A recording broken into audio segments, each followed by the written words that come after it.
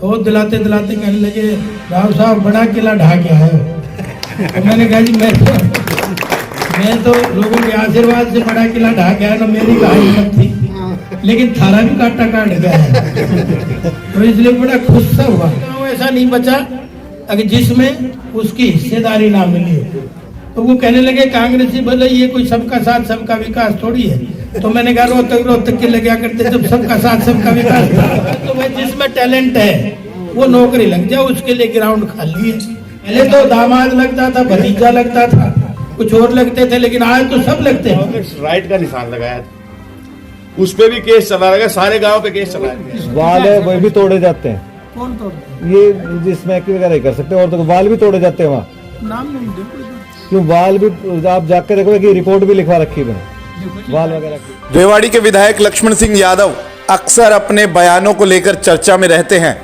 विधायक यादव शुक्रवार को अपने धन्यवादी दौरे पर निकले।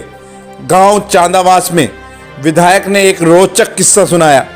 विधायक ने कहा कि जब वह शपथ ले रहे थे तो प्रोटेम स्पीकर बनाए गए बेरी के विधायक रघुवीर सिंह कादियान ने उनको कहा था कि राव साहब बड़ा किला ढहा कर आए हो। इस पर उन्होंने कांग्रेसी विधायक को जवाब दिया था कि काटा तो थारा भी निकाल दिया। लक्ष्मण यादव ने कहा कि उनकी इस बात पर कांग्रेसी विधायक खासे खुश नजर आए। लक्ष्मण यादव का सीधा इशारा कांग्रेस की आपसी फूट की ओर था। उन्होंने अपने भाषण के दौरान एक तरफ जहां बिना खर्ची पर्ची के लगे नौजवानों को बधाई दी, वहीं दूसरी ओर यह कहते हुए कांग्रेस पर निशाना भी साधा कि पहले तो सिर्फ दामाद और भतीजे ही नौकरी लगते थे। लक्ष्मण यादव का सीधा इशारा पूर्व मंत्री कैप्टन अजय सिंह यादव की ओर भी था। विधायक लक्ष्मण यादव ने कहा कि शीघ्र ही रेवाड़ी में मुख्यमंत्री नायब सिंह सैनी को लेकर आएंगे ताकि यहां की लंबित मांगों को पूरा कराई जा सके और कुछ बड़ी घोषणाएं कराई जाए। बहुत ही सम्मान के लोग गांव के आदमी, मेरे बुजुर्गों, मेरे साथ में धन्यवादी दौरे में आए भाई भूपेंद्र जी पार्षद, भाई हमारे मंडल के अध्यक्ष भाई बाबूलाल छाबड़ी जी, रामानंद जी और सभी भाई प्रवीण जी, सभी सम्मानित साथियों, गांव के बुजुर्गों, नौजवान दोस्तों, प्यारे बच्चों और मातृशक्ति। आज तो जो पिछले दिनों आपने मेरे को जो भरपूर मात्रा में आशीर्वाद दिया है उसका धन्यवाद आपका करने आया था, आपका आभार जताने आया था। आप सब लोगों ने आशीर्वाद की वजह से आज आपकी चांदावास की आवाज चंडीगढ़ में गूंज रही है, उसका भी धन्यवाद करने आया था। वैसे तो मैंने सदन में ही कहा था, सदन में ही पूरी रेवाड़ी की जनता का धन्यवाद किया। तो टेम्परेरी हमारे स्पीकर साहब बनाए जाते हैं हमें वोट दिलाने के लिए। तो उन्होंने कहा कि राव साहब वो 6 बार बन लिए बेरी से, 7वीं बार एक कार्ड बन के आए लगातार, क्योंकि ये 6-6, 7-7 बार वाले ही ज्यादा है। तो वो जब मेरे को वोट दिला रहे थे तो वो दिलाते दिलाते कहने लगे राव साहब बड़ा किला ढा के आए हो। तो मैंने कहा जी मैं तो लोगों के आशीर्वाद से बड़ा किला ढा के आया ना, मेरी कहानी मत थी, लेकिन थारा भी काटा काट गया है। तो इसलिए बड़ा खुश सा हुआ। तो मैंने कहा दर्द इसका भी इतना ही है जितना महाराणा का। तो आज आपके धन्यवादी दौरे में मैंने सरपंच साहब को जो शिकायतें हैं वो इनसे संबंधित हैं, वो तो ये कराएंगे। मेरे से संबंधित होगी मैं कराऊंगा। तो सब लोग तालमेल से ही चलेंगे तो शायद गांव का भला हो जाएगा। नहीं तो देखिए राजनीति में पार्टीबाजियां तो होती ही, लेकिन सबसे सर्वोपरि तो हमने अपना गांव रखना चाहिए। अब ये लड़ाइयाँ हमारी छोटी मोटी चलती रहेंगी।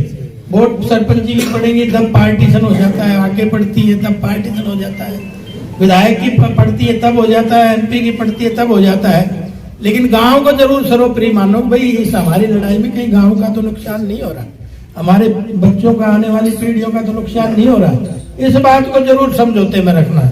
भले ही ये तो चलती रहेंगी, आगे भी चुनाव होंगे, पीछे भी होते आए हैं, लेकिन इसमें हमारा सौहार्द खराब हो ये जरूर इस पे हमने सोचना चाहिए। क्योंकि फिर हमारा आपस में आज है तो हमारे बच्चों का भी हो गया ऑटोमेटिक, उससे आने वाले का भी हो गया। तो कम से कम इस चीज में तो जरूर आप सब लोग मिलके सहयोग भी देंगे, साथ भी देंगे। वोट का टाइम था, किसी ने दी किसी ने नहीं दी तो उस वजह से आपके बीच में आपने तो साहब बोल दिया था अपना काम से जीता के भेजांगे। हाँ, तो आपने जिता दिया, इसीलिए धन्यवाद करने आया था। और भाई ये भी कह के गया तो मैं 5 साल तारा खोटवा काटूंगा, ठीक है कि नहीं। तो अब बारी बारी अभी शुरुआत है, बारी बारी अगले महीने हम मुख्यमंत्री जी को भी बुलाएंगे, जो बड़ी समस्याएं होंगी उनके द्वारा ठीक करेंगे। फिर भी आना पड़ेगा तो आएंगे। और आज तो आपने देखा मुख्यमंत्री के बनते ही उन्होंने जो वादे किए थे चुनाव के समय में आते ही, ये 25,000 नौकरियां जो कांग्रेस ने रोक दी थी, बोले आते ही इनको एक खटका दबाते ही सबको लगाने का काम करूंगा। और वो तुम्हारे सामने करा भी। कोई गांव ऐसा नहीं बचा अगर जिसमें उसकी हिस्सेदारी ना मिली हो। तो वो कहने लगे कांग्रेसी, बोले ये कोई सबका साथ सबका विकास थोड़ी है। तो मैंने कहा रोहतक के लगे करते जब सबका साथ सबका विकास था। आज ना क्षेत्रवाद है, ना भाषावाद है, जिलावाद है। आज तो भाई जिसमें टैलेंट है वो नौकरी लग जाए, उसके लिए ग्राउंड खाली है, उसके लिए सब सरकार आपके साथ खड़ी है। तो अभी 26,000 नौकरियों में भी कोई गांव ऐसा नहीं बचा जिसमें अपनी हिस्सेदारी ना आई हो। और भाई 7,500 लोग जिले के भी पक्की नौकरी हमारी सरकार में लगे हैं। कभी सोच सकते थे 7,500 लोग लग जाएंगे? तो ये अगर पूरे लड़ता रहेंगे तो आगे कैसे जाएंगे? तो इतने लोग लगे हैं, उसमें भी हिस्सेदारी मिली होगी गांव चांदावास को, मिली होगी नहीं? 20 बच्चे लगेगा। हाँ, तो 20 बच्चे कभी लग सकते थे? पहले तो दामाद लगता था, भतीजा लगता था, कुछ और लगते थे, लेकिन आज तो सब लगते हैं। बीजेपी कार्यकाल तो ये है कि नहीं? तो शासन सुशासन देने का काम के नाम पे आपसे वोट मांगी है। भाई तब आपस में लड़ोगे, थाना तहसील करोगे तो हमने कहीं की मदद करनी पड़ेगी। मारो पहले ठिकानों टूटे वो थाने से बाहर टूटेगा। तो इसलिए मैं बार बार कहता हूँ आप सब लोग मिल के चलेंगे तो कोई काम की कमी नहीं रहने देंगे। 5 साल आप लोगों के बीच में रह के काम करने का प्रयास करेंगे। जाते जाते भी हमने 15.5 लाख रुपए चांदावास को मिले। आज भी मैं घोषणा करके जा रहा हूँ, भाई 10 लाख का कोई काम जरूरी हो मुझे बता देना, क्योंकि ये बोनी का टाइम है। तो इसलिए बोनी ठीक हो जाए, तो इसलिए आप अपने 10 लाख का कोई भी काम मुझे बताएंगे तो मैं पहले करूंगा। बाकी मार्च के बाद करेंगे नए बजट में। जब भी नया बजट आएगा मार्च के बाद फाइनेंशियल ईयर आता है, तब आपकी और डिमांडें भी करेंगे पूरी। तो धीरे धीरे ये सब चीजें हम सिरे चढ़ाने का प्रयास करेंगे आज तो। और एक बात और बता दूं भाई, मैंने तो वहां भी 5 साल खूब अच्छे से कोसली में भी काम किए हैं। 100 नए रोड बनाए, 125 वो बनाए। मैं पीछे किताब भी दे के गया था कि नहीं?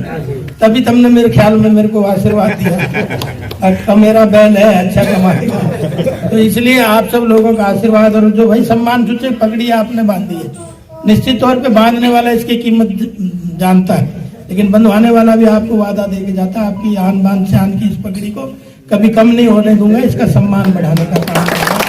आज तो केवल यही निवेदन आप सब लोगों के बीच में करने आया था। आपका बहुत बहुत धन्यवाद। जय